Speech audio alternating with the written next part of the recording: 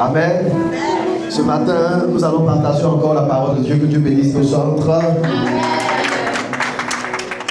Dans le thème que nous avons entamé la semaine dernière. Qui se souvient du thème qu'on a entamé la semaine dernière? Qui est-ce qui s'en souvient? C'est une question phrase, j'ai demandé. On dirait que maman vous veut parler. Oui, comment dire allô? L'amour clé de l'intimité avec Dieu. Amen. L'amour clé de l'intimité avec Dieu. Et aujourd'hui, nous allons continuer dans ce thème. Et nous allons lire ensemble Matthieu 22, versets 37 à 39. Matthieu 22, versets 37 à 39. Jésus lui répondit: Tu aimeras le Seigneur ton Dieu de tout ton cœur, de toute ton âme et de toute ta pensée. C'est le premier et le plus grand commandement. Et voici le second qui lui est semblable: tu aimeras ton prochain comme toi-même. Alléluia. Et il dit: de ces deux commandements dépendent toute la loi et les prophètes. Je reprends. Jésus lui répondit: tu aimeras le Seigneur ton Dieu de tout ton cœur, de toute ton âme et de toute ta pensée. C'est le premier et le plus grand commandement. Et voici le second qui lui est semblable: tu aimeras ton prochain comme toi-même. Alléluia. Alléluia. Ce matin, je ne te sens pas trop, hein? C'est quoi? Mais la journée d'hier a été difficile. Est-ce que je peux entendre un amen d'un amoureux de Jésus? Tu peux encore monter dans ton amen. Est-ce que je peux entendre un amen réveillé? Voilà, ça commence à venir un peu.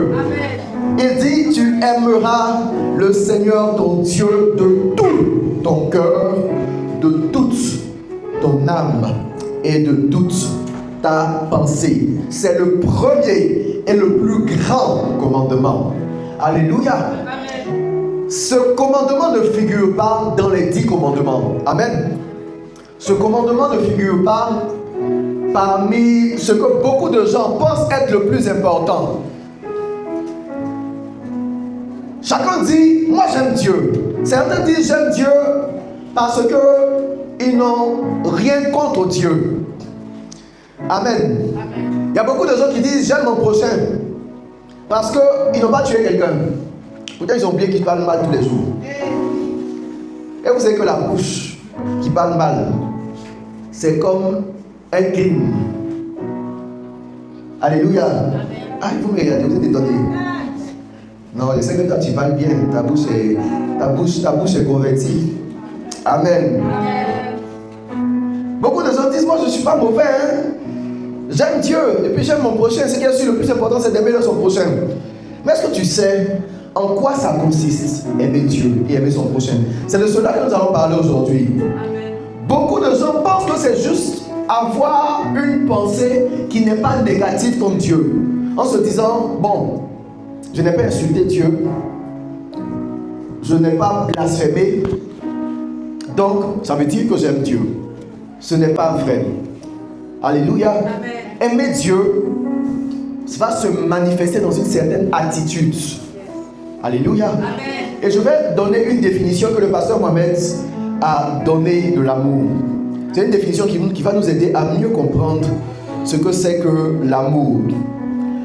L'amour est une pensée, une manière de raisonner. Je répète encore, une pensée, une manière de raisonner qui se traduit par des émotions ou des sentiments qui produisent de l'attachement envers Dieu et de la bonté envers son prochain. Je répète encore, l'amour est une pensée. C'est une manière de raisonner d'abord. Alléluia. L'amour commence dans la tête. Alléluia. Par la manière dont tu vois les choses, par la manière dont tu perçois les choses.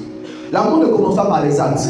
C'est parce que tu as une manière de voir les choses que les actes se traduisent. Amen. Alléluia. Amen. Les actes traduisent ta manière de penser. Amen. C'est pourquoi dans 1 Corinthiens 13, il est dit que si je donne tout ce que je possède, quand je donnerai mes biens, si je n'ai pas d'amour, cela ne constitue rien. Alléluia. Amen. Ça veut dire quoi? L'amour n'est pas d'abord ce que tu fais. L'amour est l'esprit et la pensée dans laquelle Amen. Tu te trouves lorsque tu fais certaines choses. Amen. Alléluia. Amen. Quelqu'un me comprend? Amen.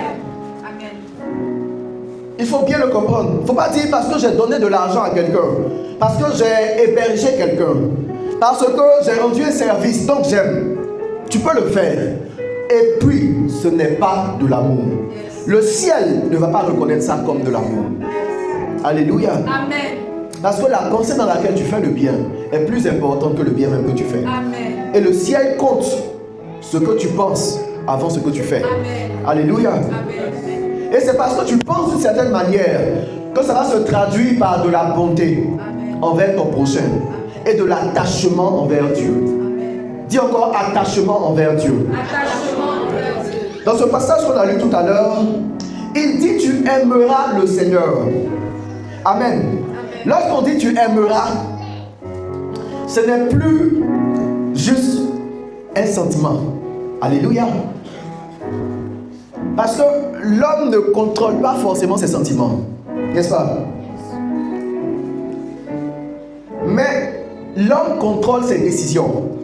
Amen. Amen. Quand il dit tu aimeras, ça veut dire que tu dois décider d'aimer Dieu. C'est pas comme un accident. Comme tu as vu le gars, il est joli, et puis tu es fin en même temps. C'est pas comme ça que ça se passe avec Dieu. La Bible dit tu aimeras. Ça veut dire que tu décides. Ce n'est pas forcément qu'au début, tu as vu Dieu et puis tu es fin en même temps. Mais parce que c'est un commandement, tu décides d'aimer Dieu. Et l'amour vient parce que tu as décidé d'aimer. Et je fais cette parenthèse également pour ceux qui sont mariés. L'amour produit une décision. La plupart des gens qui sont mariés depuis un peu longtemps, toi-même dis-moi, est-ce que la manière dont ton cœur battait au début quand vous commenciez à vous connaître là, et c'est comme ça ton cœur bat, et des fois tu le vois même ça, il te dit rien. N'est-ce pas? C'est comme si tu as vu statue et puis tu es passé devant. Alléluia. Amen. Oui, elle est mariée, on ne se communique pas. On se communique. Alléluia. Amen. Pourtant, au début là, quand tu le vois, hey, mon cœur va rentrer dedans. Ah, mais à un moment donné là, tu ne sens plus le cœur ne bat plus même. Alléluia. Amen. Mais est-ce que ça veut dire pourtant que tu ne l'aimes plus? Parce que le jour où tu as dit devant Dieu, devant les hommes, je décide de t'aimer, de te prendre comme époux ou de te prendre comme ma femme, tu as décidé de l'aimer. Et ça ne dépend plus à ce moment-là de ce que ton cœur fait boum boum ou bien ça ne fait pas boum boum. Tu comprends, non? Amen. Ça dépend de l'engagement que tu as pris, de la décision. Comprends que l'amour est une décision. Amen. Alléluia. Amen. Amen. C'est pourquoi Dieu dit tu aimeras. Pour te dire, tu dois prendre une décision vis-à-vis de Dieu. Amen. Ça ne viendra pas d'un sentiment qui naît comme ça un jour. Mais ça vient d'une décision. Amen. Que tu as prise vis-à-vis de lui. Amen. Et il dit tu l'aimeras de tout ton cœur, de toute ton âme et de toute ta pensée. Amen. Cœur, âme et pensée. Alléluia. Amen. Pourquoi il ne dit pas tu aimeras Dieu en allant à l'église tous les jours? Pourquoi il ne dit pas tu aimeras Dieu en donnant au moins 50 000 quand on dit de faire offrande? Pourquoi il ne dit pas tu aimeras Dieu en jeûnant au moins 4 jours tous les mois? Il ne parle pas d'actes. Il dit de tout ton cœur, de toute ton âme et de toute ta pensée. Parce que tu peux faire ces actes et puis au fond de toi, il n'y a aucun attachement à Dieu. Pourquoi? Parce que la motivation compte. Dis à ton voisin, la motivation compte. Il y a beaucoup de gens, je vous ai parlé la dernière fois de ces deux sœurs, comment elles s'appelaient? Gasparette et Gasparinette, n'est-ce pas? Et je disais que Gasparette, au début, elle n'était pas trop chaude pour aller à l'église. Gasparinette, par contre, elle allait régulièrement à l'église. Mais le jour où une tante sorcière connue de tout le village est arrivée à la maison, ce jour-là, Gasparette était spirituelle en même temps. Elle a commencé à enchaîner les jeûnes, les veillées de prière seule à la maison. Alléluia. Donc quelqu'un qui vient à la maison au moment où la tante est arrivée, elle se dit, hey, mais Gasparette là, elle aime Dieu, hein? Tiens, c'est parce qu'elle se sent en danger. Il y a des gens, leur amour pour Dieu là, en fait c'est la manifestation du danger. Ou bien ils sont trop serrés, il n'y a plus d'autres solutions. S'ils ne savent pas de manager Dieu pour les aider là, c'est morcieux. Donc ils vont devenir spirituels pour manager un peu Dieu, pour dire Dieu, il faut s'y asseoir toi aussi. C'est chaud sur moi. Alléluia. Amen. Donc des actes peuvent être plus importants, plus grands que ce que d'autres font. Mais la motivation intérieure de nos cœurs est plus importante. C'est ce que Dieu regarde d'abord. Alléluia. C'est pourquoi il dit tu aimeras Dieu de tout ton cœur. Le cœur est le centre de la volonté. Alléluia. Amen. Tu n'aimes pas Dieu parce qu'on t'y oblige. Tu n'aimes pas Dieu parce que tu vas aller en enfer. Si tu ne l'aimes pas, tu aimes Dieu parce que tu veux l'aimer. Tu as vu que c'est un être merveilleux. C'est un Dieu qui t'a donné, qui t'a aimé en premier. Et tu décides en retour de lui manifester de l'amour. Alléluia. Et il dit de toute ton âme. L'âme est le centre des émotions. Je dis le cœur c'est la volonté, l'âme c'est les émotions. Alléluia. Quand on parle d'attachement, tu décides que tes émotions, les choses auxquelles tu prends plaisir, sont tirées vers Dieu. Et quand Jésus parle, Jésus ne dit pas un peu de ton âme, un peu de ton cœur. Il dit quoi? De quoi? Tout, ça veut dire, est-ce qu'il en reste encore? Alléluia. Amen. Je ne sais pas si tu mesures un peu le commandement de Jésus. Il n'a pas dit tu aimeras Dieu un peu au moins. Il dit tu aimeras Dieu de tout ton cœur, de toute ton âme et de toute ta pensée. Je disais que l'âme c'est le centre des émotions. Alléluia. Amen. Qui a déjà mangé un chic poulet braisé? Hein? Mais lève la main, pourquoi tu fais genre? Tu as honte de dire que tu as jamais poulet braisé. Quand c'est doux là, toi-même tu manges et puis tu souris toi seul. N'est-ce pas? Il dit que quelqu'un ne te demande pas, il faut sourire. Mais toi seul tu es content. Parce que c'est doux. C'est-à-dire ton émotion, tu as de la joie, du plaisir. Toi seul. Parce que tu apprécies ce que tu manges. Alléluia.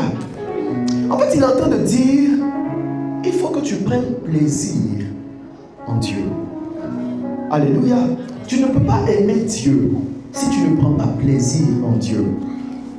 C'est pourquoi dans le psaume 1, verset 3, il ne dit pas heureux celui qui lit ou qui médite simplement la loi de l'Éternel. Il dit heureux celui qui trouve son plaisir dans la loi de l'Éternel. Voyez la différence entre faire quelque chose et puis trouver son plaisir là-dedans. Ça veut dire que ce n'est plus un devoir. C'est pas parce qu'on t'est obligé. Mais toi-même, ça te plaît. Tu sens de la joie. Tu sens que tu es comblé quand tu fais ça. Et la preuve que beaucoup de personnes n'aiment pas Dieu, c'est qu'ils ne trouvent pas leur plaisir dans la loi de l'Éternel. Alléluia. Amen. Beaucoup de personnes lisent la Bible comme si elles sont en train de prendre médicaments amers. Médicaments traditionnels amers qu'on mange quand on n'a pas lu là. C'est comment on appelle ça? Hein? Jaune amer. Vous voyez, quand on prend ces médicaments-là, le visage c'est ferme, façon d'appeler, c'est dur. Le goût n'est pas facile, n'est-ce pas? Et beaucoup de personnes, quand elles doivent prier ou méditer, c'est comme si elles sont en train d'avaler jaune amer. Demande à ton voisin, est-ce que c'est ton cas?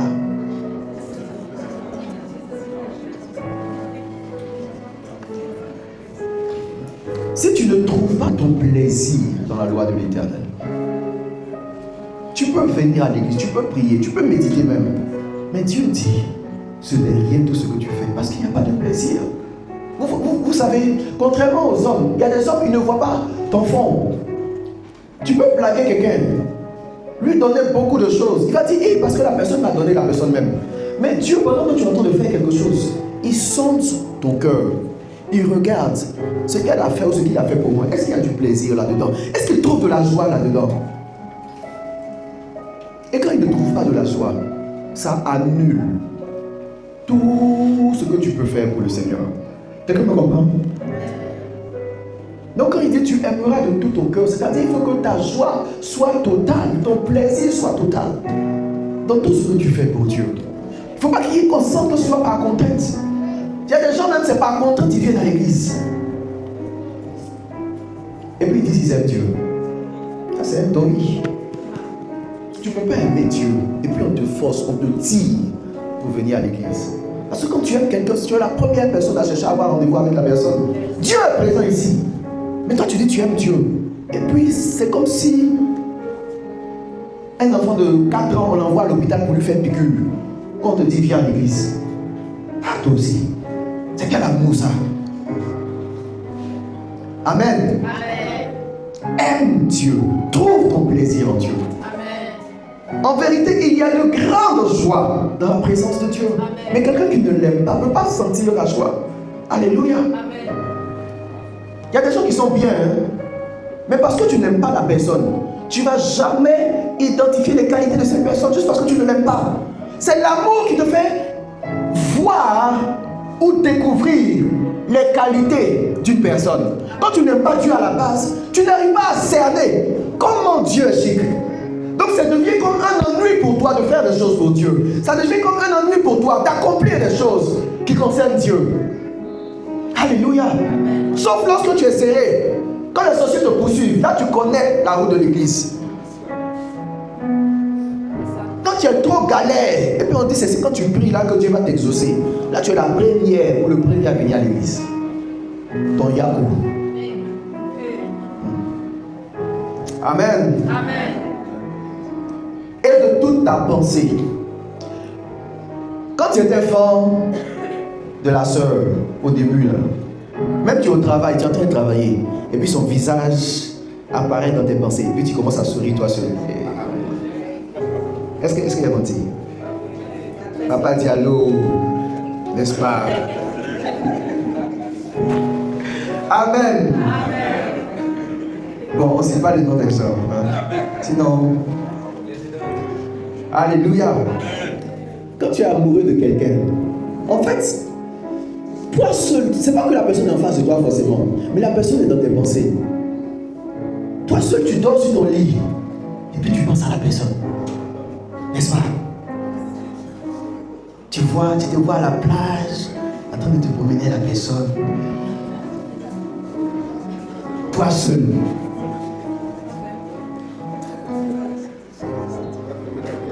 Vous voyez, l'amour occupe les pensées. Quand tes pensées ne se portent pas vers quelqu'un, c'est que tu n'aimes pas la personne. Quand Jésus dit de toutes tes pensées, c'est Dieu qui a fait l'homme et Dieu connaît l'homme. Dieu sait que le véritable amour ne peut pas exister sans que la personne que tu aimes ne soit dans tes pensées. Amen. C'est pas possible. Sinon c'est un mensonge. Et Jésus dit, si tu aimes Dieu, Dieu va être dans tes pensées. Il y a des personnes qui se souviennent de Dieu quand il est 7h48, quand il doit venir à l'église. Sinon quand ils sont sortis du culte à 10h15, jusqu'à le prochain dimanche, ils ont oublié que Dieu existe. Dieu n'est même pas dans leur pensée. Dès qu'ils sont sortis de l'église là,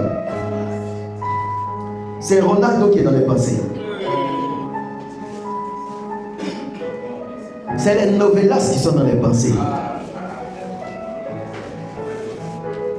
C'est le bleu qui est dans les pensées. Comment je vais gagner mon blé cette semaine? Alléluia. L'amour de Dieu remplit les pensées de celui qui l'aime. il pense à Dieu. David disait, quand je suis sur ma couche, quand je suis sur mon lit là, c'est à toi Seigneur que je pense. Alléluia. Est-ce que tu penses à Dieu?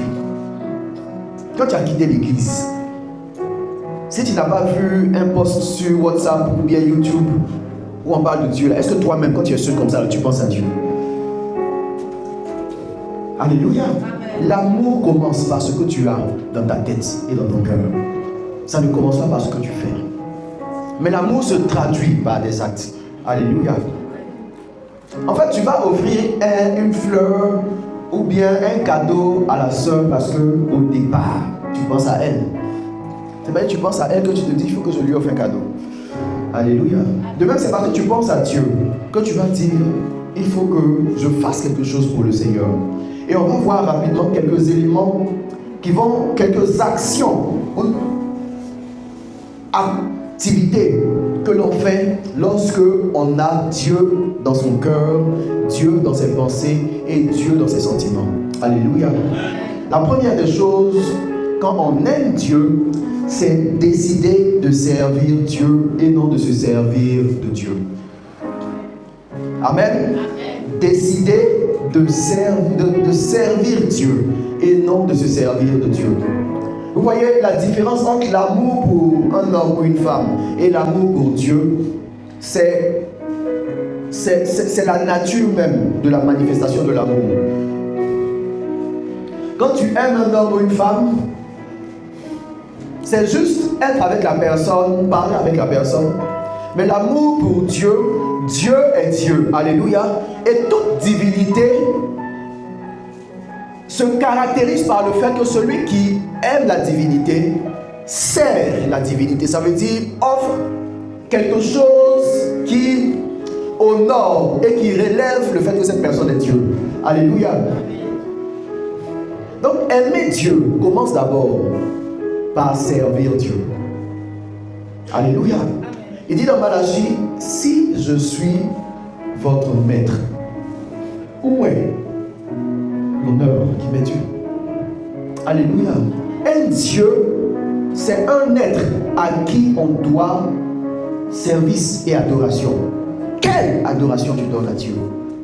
Tu ne peux pas dire que Dieu est ton Dieu et tu ne l'adores pas, tu ne le sers pas, tu ne fais pas ce qui attire sa joie et son plaisir. Alléluia. C'est pourquoi chaque jour, je rappelle à tous ceux qui viennent à l'église, si vous aimez Dieu, vous ne pouvez pas seulement venir à l'église et repartir à la maison. Vous devez chercher à le servir en faisant quelque chose de pratique pour lui. Amen. Est-ce qu'on peut lire Deutéronome 30, verset 19? Deutéronome 30, verset 19.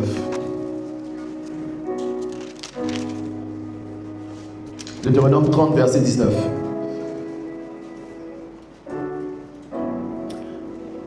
J'en prends aujourd'hui à témoin contre vous le ciel et la terre.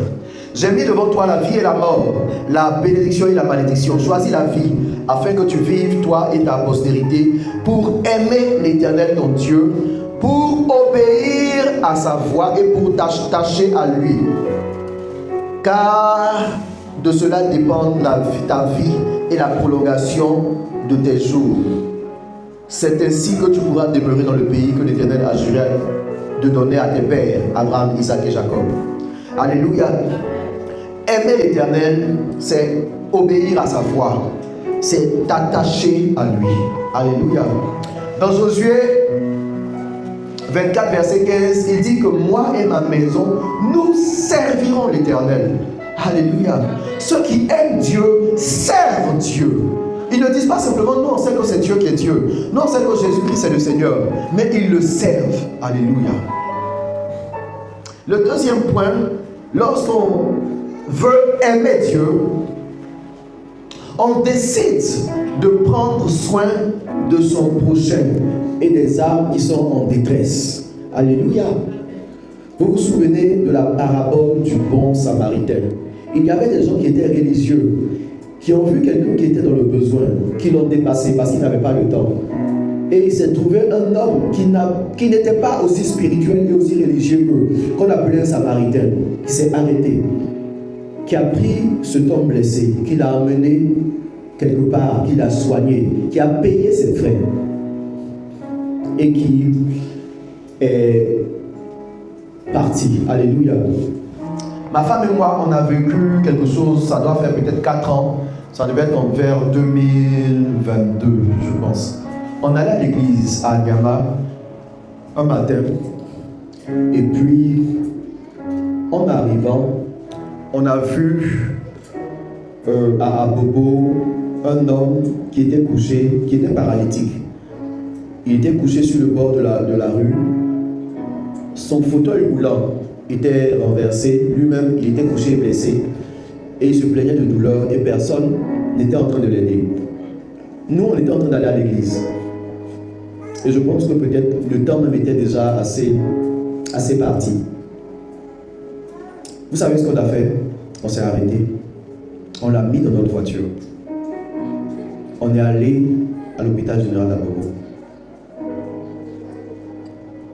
On l'a fait examiner. On a fait faire ses premiers soins. On a payé les soins. On a cherché des personnes qu'il connaît, qui peuvent assurer la suite.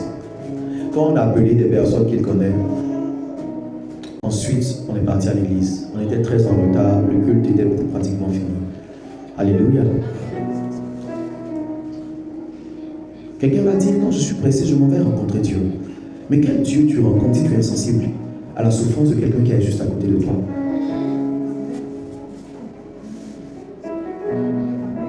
Alléluia. Beaucoup de personnes sont spirituelles. Parce qu'elles disent, ah, moi je vois Dieu, il faut que j'aille à l'église, Mais pendant que tu vas à l'église, quand tu ne peux pas faire du bien à quelqu'un qui est en détresse, c'est de quel Dieu tu parles? Ce Dieu qui a donné sa vie pour des gens qui n'étaient pas dignes.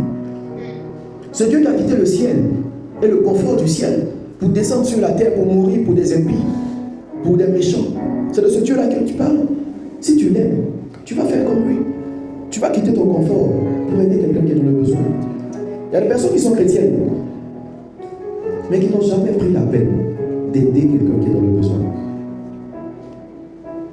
Et quand elles voient des personnes dans le besoin, leur premier réflexe, leur première pensée, ah, ceux-là, c'est des voleurs. À qui est-ce que ça arrive souvent? C'est-à-dire, ta première pensée, c'est de voir dans quelqu'un qui est dans le besoin que c'est quelqu'un qui est dangereux pour toi. Je n'ai pas dit qu'il n'y a pas de voleurs. Il y a des voleurs. Il y a des escrocs. Mais quel jour tu auras le discernement pour aider quelqu'un si la première pensée, c'est que c'est des voleurs? Ça veut dire que tu n'auras jamais l'occasion d'aider. Parce que tu es déjà bloqué dans ta pensée. C'est pourquoi il dit que l'amour, c'est une manière de penser. La Bible dit dans 1 Corinthiens 13 que l'amour ne soupçonne pas le mal. Ça ne veut pas dire qu'il n'y a pas de discernement dans l'amour. Mais le réflexe de l'amour, il ne commence pas par soupçonner le mal. Si toi, dans des situations qui arrivent, ton premier réflexe, c'est de soupçonner le mal, tu n'aimes pas. Tu n'as pas l'amour en toi. Alléluia. Et nous sommes, je le dis nous tous, nous sommes victimes de cela. Jésus disait, parce que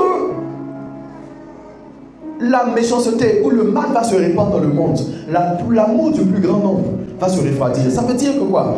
On est arrivé à une saison où tellement on a vu de mauvaises choses autour de nous, donc notre amour s'est éteint et c'est devenu de la méfiance, c'est devenu du rejet, c'est devenu toutes sortes de raisons qu'on peut considérer légitimes pour ne pas faire du bien aux gens. Jésus dit c'est un danger quand il parlait de ce verset-là. C'est-à-dire que si tu arrives à un stade de ta vie où tu aimais, où tu aidais, et à un moment donné, parce que tu as été trahi, parce qu'on a mal agi envers toi, parce qu'on a menti sur toi, parce que quelqu'un n'a pas été reconnaissant, tu as fermé ton cœur à la bonté. C'est que ton amour s'est refroidi et tu es en danger. Tu n'as plus l'amour de Dieu. Et c'est un danger, même pour les chrétiens, surtout même pour les chrétiens. Parce que quand tu es dans cette situation, tu as l'impression que c'est normal. Ah, moi, voici ce qu'on m'a fait. Donc, moi, à partir de maintenant, là, je ne cherche plus à dire je vais aider quelqu'un. Tu es en danger. Tu ne réalises pas que tu as perdu l'amour de Dieu. Jésus n'est pas venu aider des gens qui étaient dignes. Il est venu aider des gens qui étaient coupables, des malots. Toi-même, tu étais un malot avant. C'est à cause de l'amour de Dieu. Il n'a pas attendu que tu deviennes bien pour qu'il meure pour toi. Toi, tu veux que les gens soient bien et qu'ils te prouvent qu'ils sont bien pour que tu leur fasses du bien. Est-ce que tu aimes Dieu? Jésus dit, ce commandement lui est semblable. Tu aimeras ton prochain. Et l'amour pour le prochain, ce n'est pas un sentiment. C'est une manière de penser vis-à-vis du prochain. Je ne soupçonne pas le mal en premier sur le prochain. Amen. Alléluia. Amen. La troisième manière ou décision, comme je l'ai dit, l'amour c'est un ensemble de décisions. Et la troisième décision que tu prends quand tu veux aimer Dieu et obéir au commandement d'aimer Dieu, c'est de faire les choses de Dieu avec excellence. Amen. Dis avec moi, faire les choses de Dieu avec excellence. Faire les choses de Dieu avec excellence. Et pour ça, on va lire Hébreux 11, verset 4. Hébreux 11, verset 4. Alléluia. La Bible dit, c'est par la foi qu'Abel offrit à Dieu un sacrifice plus excellent que celui de Caïn. Alléluia. Quand on parle de excellence, ce n'est pas juste quelque chose qui est acceptable, mais c'est quelque chose qui a été fait avec tellement d'attention, tellement de soin, tellement de sérieux, qu'on veut qu'il n'y ait rien à redire sur cela. Amen. Alléluia. Amen. Celui qui aime Dieu offre à Dieu quelque chose d'excellent. Amen. Il y a des gens, lorsqu'ils veulent offrir à Dieu, et ils mettent la main dans leur poche, si la main est tombée sur un billet, ils ont envie de mordre leur main même. Toi, tu n'as pas vu pièce. C'est un billet que tu as vu, tu as saisi. Enlève ta main du billet. Est-ce que c'est la pièce qui est au fond là-bas? Non, je sais qu'il ne parle pas de toi. Alléluia.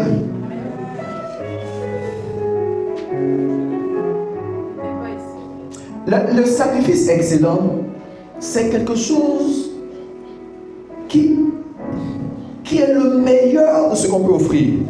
Alléluia. C'est le meilleur de ce que tu peux offrir à Dieu.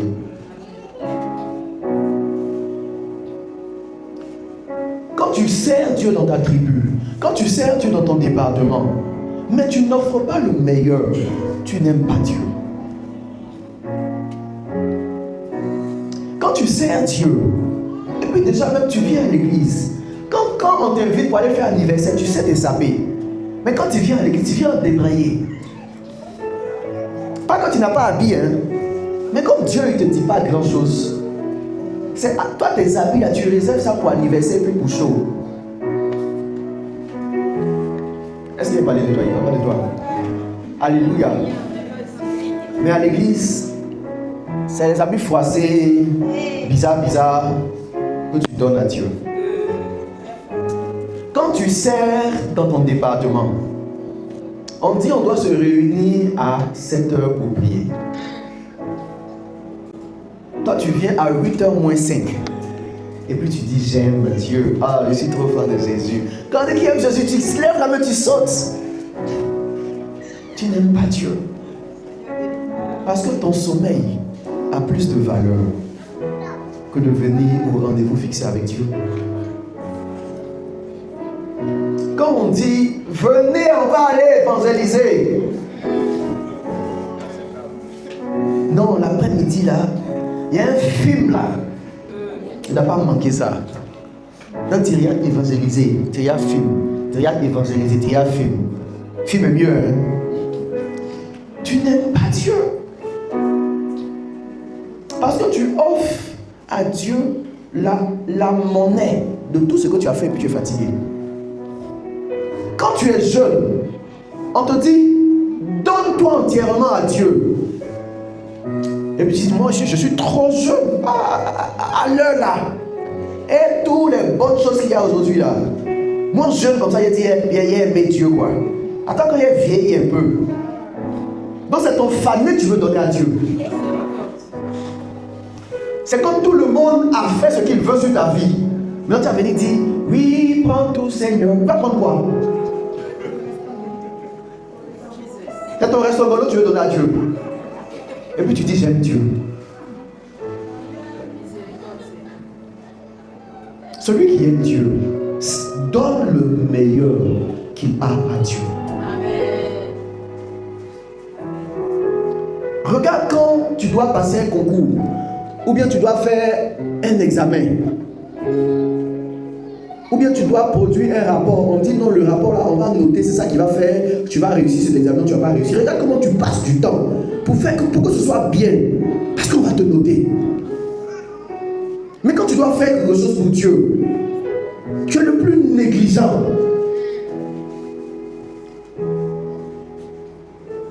Ah, il n'y a qu'à prendre ça comme ça. Pourquoi il va fatiguer les gens? Tu vois? Et tu vas dire, tu aimes Dieu. Ce n'est pas de l'amour. Parce que l'amour se manifeste par la manière dont tu offres ce que tu as de plus excellent à Dieu. Dieu n'est pas un menteur. La Bible dit que Abel a offert un sacrifice plus excellent. Ça veut dire quoi? La Bible dit dans Genèse 4 que Abel a offert à Dieu les premiers-nés de son troupeau avec leur graisse. Vous savez, c'était quand tu es cultivateur, ou bien quand tu es agriculteur, quand tu es éleveur, et que tu offres le premier-né ou les premiers-nés d'un troupeau, ça veut dire que tu es en train de mettre en danger même l'avenir du troupeau. Tu comprends un peu?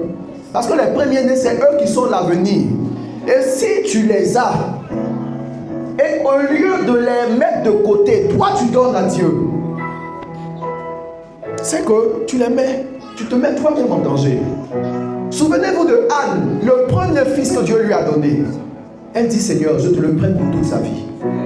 Elle n'avait pas d'autres enfants. Au moment où elle disait, Seigneur, je te le prête pour toute sa vie, elle a envoyé le seul enfant que Dieu lui a donné après des années de recherche. C'était son meilleur, c'était son seul. Abraham. Mais je vais revenir là-dessus dans le point suivant. Alléluia. Amen. Quand tu offres ce qui est excellent à Dieu, tu n'offres pas le plus minable. Tu n'offres pas le plus vilain. Tu n'offres pas ton restangolo à Dieu. Tu offres ce que tu as de meilleur. C'est la preuve que tu aimes Dieu. Et le quatrième choix ou la quatrième décision, quand tu aimes Dieu, c'est de faire les choses avec sacrifice. Alléluia. J'ai parlé de Anne. Lorsque Anne est venue apporter son fils unique Samuel à Dieu pour dire je te le prête pour toute la vie, elle n'avait pas d'autre enfant. Elle aurait pu dire Seigneur, toi il faut si on sait, donne-moi un autre enfant. Le second enfant que tu vas me donner là je te le donne. Lui là, c'est mon premier, c'est mon dernier. Je n'ai rien d'autre. Donc attends un peu, donne-moi un autre enfant et puis je vais te le donner. Mais je te le prête pour la vie. Et elle a obéi. C'est ça qu'on appelle un sacrifice. C'est quelque chose que tu fais qui est peut-être tout pour toi. Mais parce que tu aimes Dieu, tu acceptes de laisser aller et de donner à Dieu. Souvenez-vous d'Abraham. Il a passé des années et des années à soupirer après un enfant. Et lorsque Dieu lui donne cet enfant qui est Isaac, Isaac devient adolescent. Dieu dit, offre-moi ton unique, celui que tu aimes. Et qu'est-ce que Abraham fait? Il se lève. Il n'a pas dit à sa femme, mais s'il disait à sa femme, elle allait gâter le plan. Elle dit, moi, enfant que moi il a accouché là, tu vas donner à Dieu. Donc il s'est tué.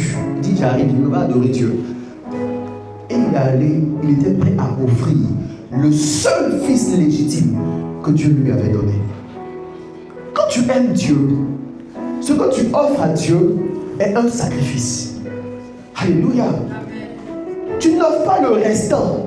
Tu n'offres pas ce qui n'était pas utile. Tu n'offres pas ce qui n'est pas cher à tes yeux. Un sacrifice, c'est quelque chose qui t'est cher. Quelque chose qui est intimement lié à ta vie. Mais tu acceptes de le donner à Dieu parce que tu l'aimes. Servir Dieu sans sacrifice, c'est comme ne pas servir Dieu.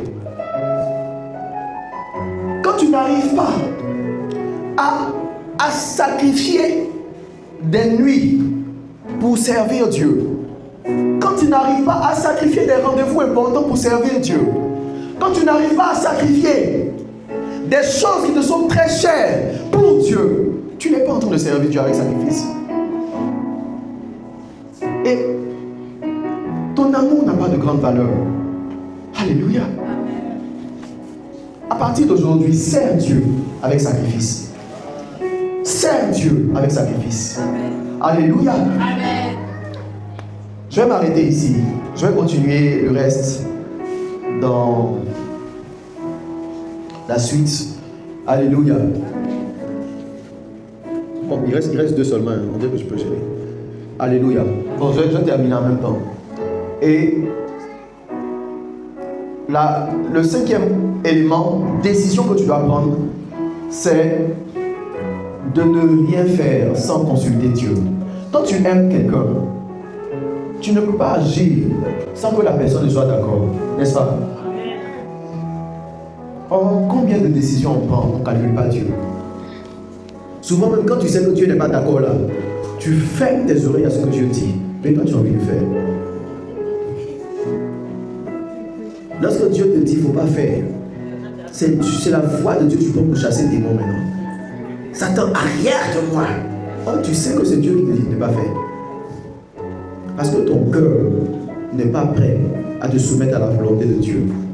Tu ne cherches pas ce qui est agréable à Dieu. Et le dernier point, c'est garder les commandements de Dieu. Tu ne peux pas garder quelque chose que tu ne connais pas. Décider de garder les commandements de Dieu. Tu ne peux pas garder quelque chose que tu ne connais pas. C'est pourquoi la première des étapes, c'est de t'engager à connaître la parole, la loi et les commandements de Dieu. Connaître la Bible, connaître les histoires de la Bible. Celui qui ne garde pas, c'est-à-dire qui ne décide pas d'abord de connaître, il n'aime pas Dieu.